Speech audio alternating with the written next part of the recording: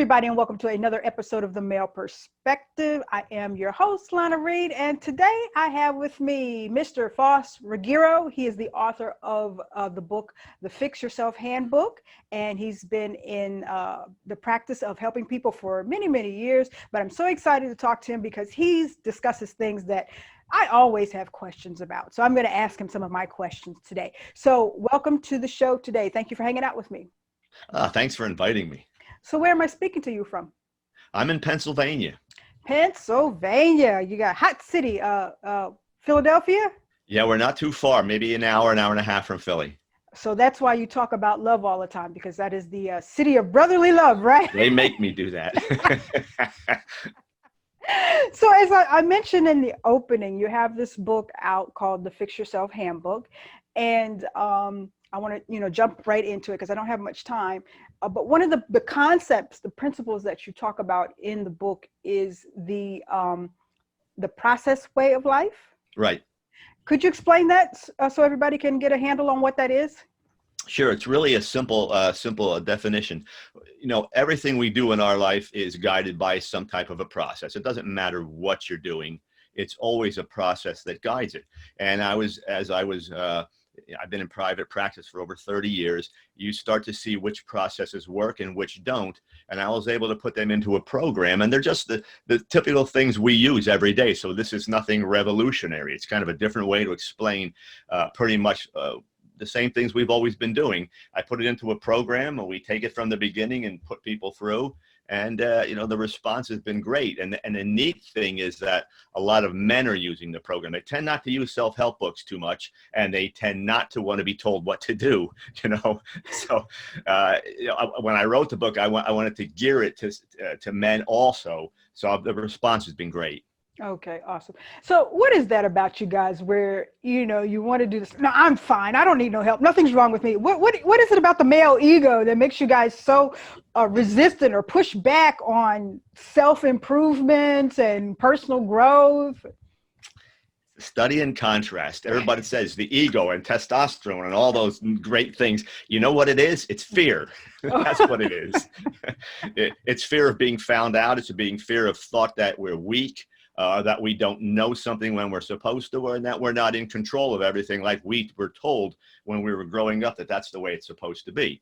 And I've always told the men I work with that the strong man is able to say, I can't do this too well, or maybe goes home to his spouse or a significant other and says, you know what, I'm not feeling so confident, I'm a little insecure, and be able to disclose that and then rise above it. That's really what strength is all about, not all this cover-up stuff. Okay, good tips. Now it seems though we're kind of leading into this ideology or concept of looking at the man in the mirror, and this is not just for men, this is for women. So when it comes to going through this process that you're talking about, to getting to that best plateau, you have to look in the mirror. And for everybody, I don't care if you're 15 or sometimes you're 50, people always seem to struggle at looking at themselves honestly. Why is that? And what are some steps that we can kind of force ourselves to kind of do this? Interesting that you ask that. When you read the book, and for that matter, the way the program runs, one of the first things I want people to do is to do what I call getting brutally honest with themselves. And there's a fear that if you go there, you're going to find things you don't like, or you're going to feel weak. The demons are going to be there, and it's going to cause you anxiety. But when you look in the mirror, what you're really doing is clearing the deck, and you're going to find all the good things about yourself in there is really what's going to happen.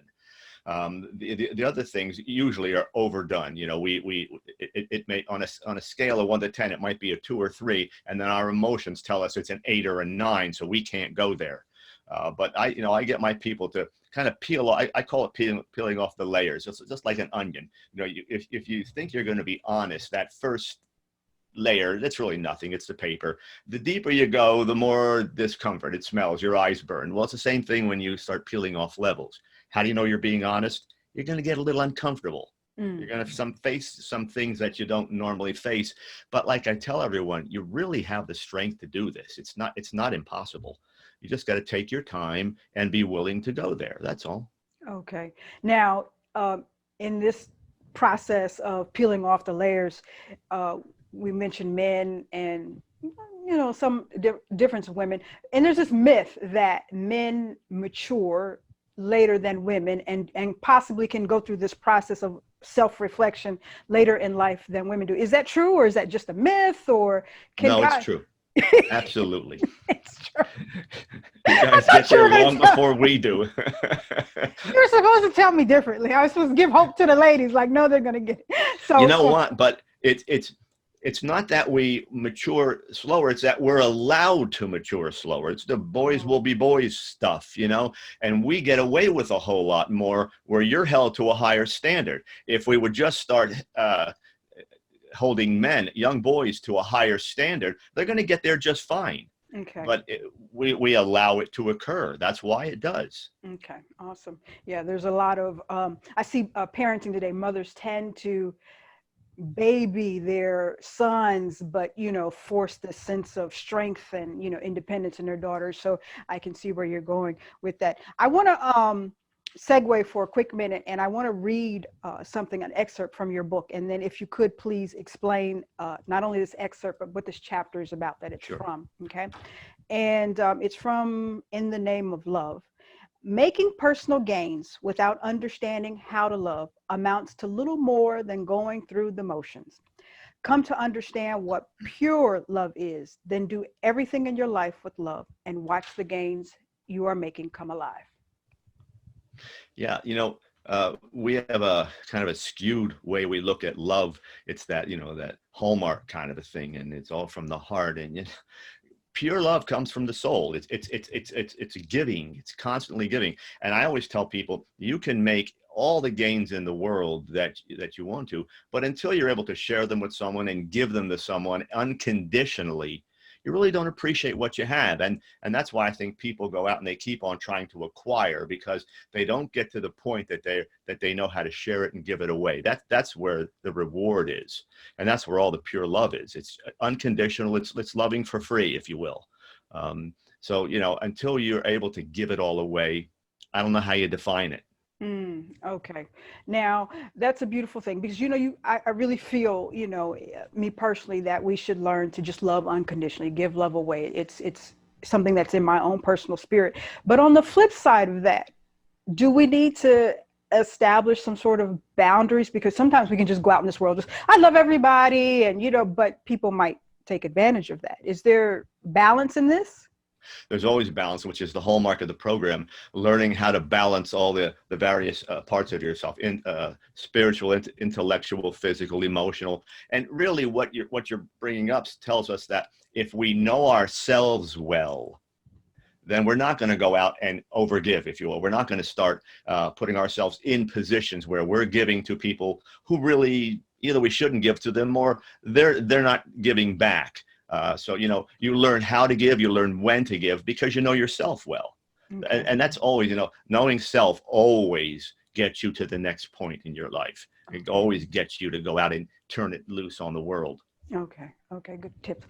Now, I want to ask one of my personal beefs when I'm out there talking to people in conversation. One of the common themes I hear all the time is people are saying, I want to have a peaceful life. I want to have a rewarding life. And, I'm listening to them. I'm nodding my head, yes, that sounds wonderful. And then I watch them and their actions are so self-sabotaging. And I'm looking at them like, don't you see what you're doing versus what you're saying? So do you not want that? Or what is this conflicting thing within us, where we make the worst of the situation for ourselves? I think that comes from not having a good life plan. I think it comes from wanting quick fixes all the time. So we say, geez, this is what I want. And I want to be happy. I want to share my life with someone. I want to be productive in a career, whatever. But we want to go so fast and we want to get there so quickly that we don't do the work that's necessary to help that plan mature. Okay. So, and so we keep on doing it over and over again. We follow the crowd. we make decisions that really aren't well researched, that don't have a good life plan. So we know what we want, at least we have an idea, but that process to get there, that's an entirely different situation. Okay. Okay. Now, you mentioned having a life plan. And I think if you don't have this life plan mapped out, you can just kind of stumble and fall all over the place, which we see a lot in a population of people or clientele that I read that you work with quite often. And that's with substance abuse population. I want to know, what is your take on what is the complexity? What are the problems that we are having with substance abuse with the individual and on a society level? Why is this such an overwhelming problem for us to kind of get a handle on? We have become a medication society. Mm-hmm. Again, that's back to the quick fix thing. I don't feel so good, I have to change it real quick. It could be something as simple as, feel sluggish today, I'll have 3 or 4 cups of coffee. Or I'm feeling depressed, let me get to the doctor, who doesn't say, well, let's look at why you're depressed. Let's give you this pill. And so on the individual level, it's, again, I want to feel good. I want to feel good fast. And that relates to the medications. When it comes to street drugs, that's a way of life then. Mm-hmm. And it becomes something that is overwhelming, that it's the only thing I really think about if I'm addicted. Okay. I'm not making good choices. I'm not worrying about the people in my life. I'm not worrying about my finances or my goals. I'm worrying about, as they like to say, getting right every day. Okay. Okay. And you don't, but it seems to feel that way. Yeah, I mean, I know here in America, we're struggling with so many different drug issues, and it just seems like we cannot get a handle on it. And, but I want to also delve into that, because when we talked earlier about love, so many times you have these people looking for this quick fix, and they seek out drugs, but you have the people around them that love them, be it spouses, children, friends, or whatever. And one of the common concepts in this, I love you, I want you to do better, is this intervention. And family members, loved ones, sometimes it's jobs, force these people into these intervention things. But I think that ties back into if you're not ready to do the work, it's all for naught. It is. That's the thing you have to be able to do, is to say, I'm going to put this quick fix aside. I'm going to get uncomfortable a little bit, but that coming out of my comfort zone is going to get me into a whole new comfort zone. That's going to be a permanent one. So I get them in my office all the time. The family comes in and the person says, okay, I know this is an intervention. And I've been hearing you people all the time, and now they're either going to deny and say it's not as bad as you say it is, or I'm just not ready, or I'm going to do it my way. I can handle this. When a person is ready to do this, then they normally do. They really have to want this. Okay. And I suppose that plays out in bigger areas, not just with substance abuse, but in entire facets of everybody's life. When you're ready to open your business, when you're ready to be in the right relationship, when you are ready for it, that's when you'll make those proactive steps. And it's really when you're ready to do the work. That's really what it's all about. People look for, I hear it all the time. Well, I want to quit smoking. So somewhere down the road, I'm gonna know I'll be ready. I said, well, no, you are going to be ready if you decide to get uncomfortable and do the work today. And then in a week or 2 weeks, we'll have you off cigarettes, and then you'll deal with the mental component. But you can do this. I mean, Mm-hmm. Other people have. That's what I always say to people. If all these other people have done this, why can't you? Mm-hmm. They made a choice to do it. They're going to get uncomfortable. They know that. That's okay. Growth lives in the uncomfortable places, not in the comfort zone. You got to get under that dirt, under that. You got to get there. So we've said it a couple times in our chat today. You got to do the work. You got to do the work. You got to do the work. We hear it. It sounds nice, but what is do the work? Do the work is to break it down and define what I need. And that also goes with what I want, then to make a plan, and to stick to the plan. I have a whole chapter on goal setting and how to get there. Okay. So I make it practical for people. And the other thing is, we say work all the time. If you're going to make changes in your life and you're going to get uncomfortable, you also want to be able to embrace that process. If you get there every day and it's drudgery for you, sooner or later you're gonna I'm out of here, I'm done. But if you can get to the point where you can say, let me learn how to enjoy the process. It's just like, if you decide you're going to start working out, those initial times on the elliptical trainer or the push-ups or the sit-ups, they hurt and you want to get out of there as fast as you can. Then you start embracing it. And now I'm not doing 5, I'm doing 25 push-ups. I'm on that elliptical trainer a half hour and I'm increasing the intensity. Now I'm challenging myself. Now I'm feeling good about what I'm doing. So the key is to get past that initial phase where you get past yourself is what you're doing. Okay. And you get into a place where you can now stretch it and enjoy and start challenging yourself. Then it gets to be fun. Okay, good tips. Now let's go into the Fix Yourself Handbook. Is this a book where a person reads it once and they just say, yes, I'm charged. Okay, I got it. And I'm ready. Or is this a day by day thing? Or how does your book work into somebody's life? A little bit of both, but the book, obviously the program is a program for life. When I decided to write the book, knowing how well it worked in the practice, I decided that I was going to make it short chapters. So they're about 4 or 5 pages each. They give the reader the problem, honesty, getting emotions in check, those types of things. And they can read all about that so they understand what I'm talking about. Then I go into the exact steps that they can take to change that around. There are 36 chapters, so there are 36 different processes, problems in life that we're talking about. I wanted to be practical. I wanted them to be able then to go back after they finish the book and say, geez, I forgot what to do in boundary setting. I'm kind of getting it, but I'm losing my boundaries. So I can go right back to that chapter. I can read 4 or 5 pages and go right to the steps that I need to take. So it's a book to help you change your life, but it's also a reference book so you can use it all your life. Okay.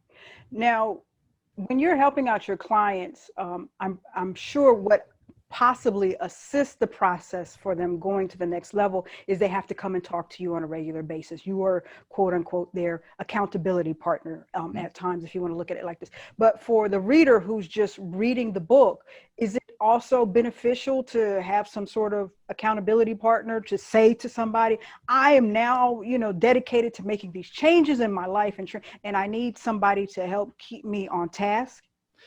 Absolutely. And I say it often in the book. As you're making the changes, share it with someone that you trust, a friend, a counselor. Don't be afraid to call a counselor. You don't have to go every week. You may just go once in a while. That's fine. The book isn't a replacement for that. On the other hand, some people don't need to go into a counseling situation, so the book will work for them. For some people, it will prepare them for counseling. For others, it's an aid while they go along. Okay.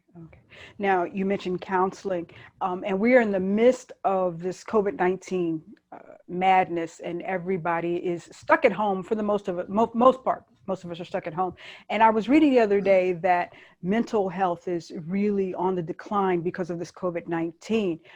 Do you have any suggestions or tips or pointers for people to reach out, seek help, or how to go about this? For myself, and I looked at that and I said, well, I can do online things, but I'm not really a fan of online counseling. So what I did is I changed some things around in the office and we made it accessible to people. One person comes in at a time. They can wear a mask if they want to. They sit 10 to 12 feet away from me so we can sit down and talk. And 95% of my people still kept coming in. Every time someone left, we disinfected the office real quick. So it took a little longer to do some things, but all the people were seen. Counselors can do that if they want to. we have to get past our own fears about that. We have to be practical about what we're doing. But, my people didn't miss. I would tell people, try to get into a counseling situation. Some of us are doing it. If you must go online, at least do that, because you're running things through someone else. And then try to keep your routines.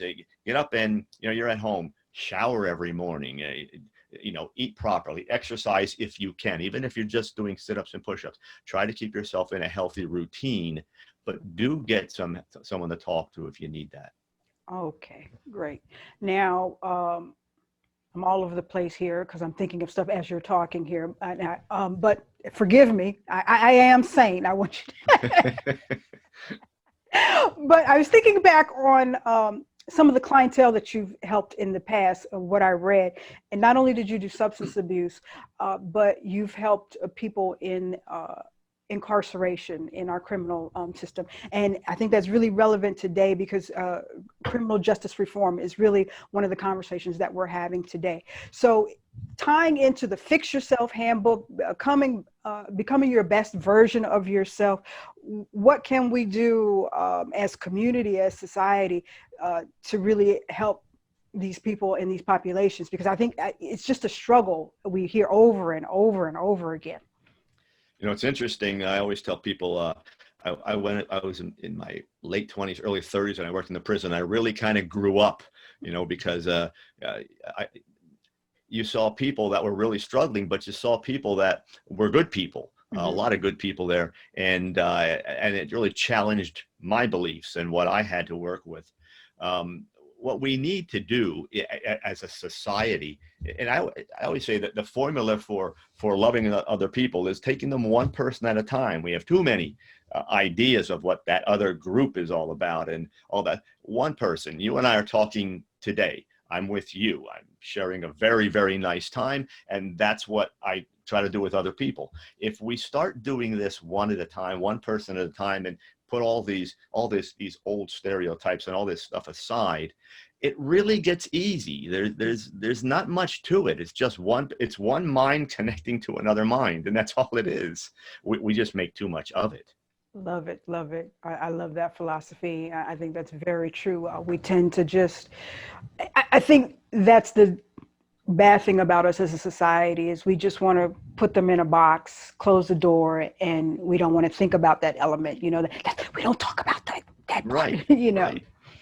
So yeah, if you just look at the individual, because everybody makes mistakes, and if you have the right platform support system, you can blossom into the most beautiful of things. So. Lana, I've been doing this a long time, and I haven't met one person through thousands. I haven't met one person who I haven't learned from, and I haven't met one person that I'm not able to love. Okay. Everybody is a good person inside. We all just want to be accepted and be happy and feel good about ourselves and our place in the world. And again, one person at a time, and that's just, how can you do it any other way? I don't know. Awesome. I love it. Now, you've been in practice for 30 years. Have you been writing this book for 30 years? No, about 4 years ago I started. Oh, okay. I looked at what I was doing, and I'm getting to the point where I'll slow down some of the counseling. But I thought, this makes sense to put, and everyone who comes in the office would say, can you write this stuff down for me? And they were starting to come in with, at the end of it, do this, you need to do this. I mean, I can tell you what to do. You got to do all the work. But so I thought, this makes sense. Why don't I outline everything and give them those exact steps? And because I don't see that in self-help. I see, 2 or 3 topics that people are doing, and a lot of them are very, very wonderful books, but they don't at the end of their chapter say, here, now do this. This is the way it has to be done, and take them from A to Z, so to speak. I'm working on the second book now, which is going to be really a Fix Yourself Handbook 2, which says, okay, now you made the gains. Here's how you're going to keep them. Because that's the other thing we do. And you addressed that just a bit before. We read right through something, and okay, it's going to change our lives. So we put the book down, and then we're done. It's like a diet. Okay, you lost the weight, but then you go back to doing the same old things you did. So the next time around, we want to give people something that can say, all right, this is how I'm going to keep all these gains. Awesome. So while you were writing the book, was there a chapter that you enjoyed writing the most or resonated with you the most, more than others? You know, it didn't. No, it really it developed as I was going through the program. It just kept developing, and the program kind of builds you from that starting point where you feel broken to the point where you really can feel loved, and you like you went through a journey. I think when I got to the end and I looked at it. And I read it so many times and editing it, and I was getting to the end, and I myself was feeling really good about what I was reading. In fact, one of the person that reviewed the book said, "I finished this book with a smile on my face," which was the nicest compliment I've had, I think. You know, and so when I got to the end and I said, "I feel good after reading this," I, you know, get a little goosebumps at the end. I did okay, you know. Good stuff. Good stuff. Now, when we talk about books like yours and this whole industry of personal growth and self-help, and you mentioned it a little bit, people fall off task. You know, they're hyped and they're excited, but we fall off task. Do you have any tips or pointers to kind of recharge yourself after you make some slip ups and, you know, I need to refocus? Yeah, the first thing I tell people to do, because I get that question a lot, is, okay, you made a mistake. Get off the mistake. Mm-hmm. Don't beat yourself up. Put the guilt stuff aside, all that, and look forward and say, okay, this is what happened. What do I have to do to move forward? I may have to ask somebody for help on that, but now it's reestablish direction. It's that old thing where you fell off the horse, get right back on. Well, that's what you're doing. We're all going to make mistakes. I'll probably make 2 or 3 more before the day ends. You know how that works. So, you know, if I'm gonna run my life on looking backward and saying, I hate myself because of this, or I did this and I feel like a jerk, or I'll never get anywhere. Well, that's all that negative energy doesn't go anywhere. Just put it aside. That's done. Where do you have to go next? And if you need some help, grab it from someone. Okay. Grab it from someone. Now, before I ask you my random question, I want to ask you how we cope with people. And I think this is human nature. So we make mistakes. You just said we make mistakes. We're all going to make mistakes. But what I find sometimes is, even though we know we all make mistakes, sometimes the people around us don't allow us to make mistakes. You know, they forget that they may make mistakes too. So how do you shore yourself up? Sometimes people are not as forgiving as you need them to be while you're trying to transition. I think it's all about what you do inside yourself. If I did something that hurts someone else, okay, I've got to go make amends and do it. But the rest of it, if I make a mistake, I just didn't do it right. It's not about them. It's about me. And I keep telling people, look to yourself. That person is going to make mistakes. They're not perfect. Often people judge us because they themselves are insecure. We know that. And I always tell them, keep that in mind. The person that is judging you is insecure, or they wouldn't be judging you. They would be there saying, can I help you? Mm-hmm. You know, if they're not doing that, they themselves have some issues. Let them have their issues, and be confident enough to move ahead and say, I don't have to be worrying about what that person says. I have to do what I need to do to get to the next level. Great tips. Now, you said you're working on the next book. Should we expect that sometime soon? Well, I'll start writing sometime after the new year. So I'm thinking probably a year down the road, you know, as you write the second one, you know all the pitfalls from the first one, so you don't make those again. And the team is in place. The copy editors and all those people are all in place. So they'll slap my hands earlier as opposed to late. You know? Awesome. Okay, folks, we're going to ask the random questions. I don't know what we got here. Let's see what we got. You ready? We're ready. Do you still remember the name of the first person you had a crush on? I'm not going to say it, but yes. No. You don't have to. I do. Awesome. I love it. All righty, Paul. So please tell everybody how they pick up the book, how they connect with you. So, I mean, you're not doing any online counseling at all? Just for a few people who I had in the practice, and they may be older or physically, it's not a good idea for them to go out anywhere. So, 4 or 5 people, but the rest of the people are all coming in. Okay. Well, let everybody know how they can connect with you. Yeah, I have a website, faustruggiero.com. And that is dedicated to the book. So you can find everything about the book there, chapter outlines. You get a real good feel for what it's all about. Media appearances there, all that kind of stuff. As far as buying the book, Amazon, Barnes and Noble, all the usual retailers have it. Awesome. Great. I really enjoyed talking to you today and the information that you shared. I thank you for your time. I tell everybody time is a valuable gift. It's something we give, we can never get back. So I really, really appreciate what you gave me today. And I also thank you. Thank you.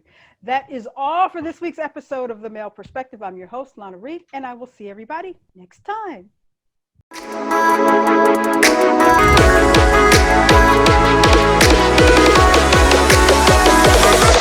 Oh.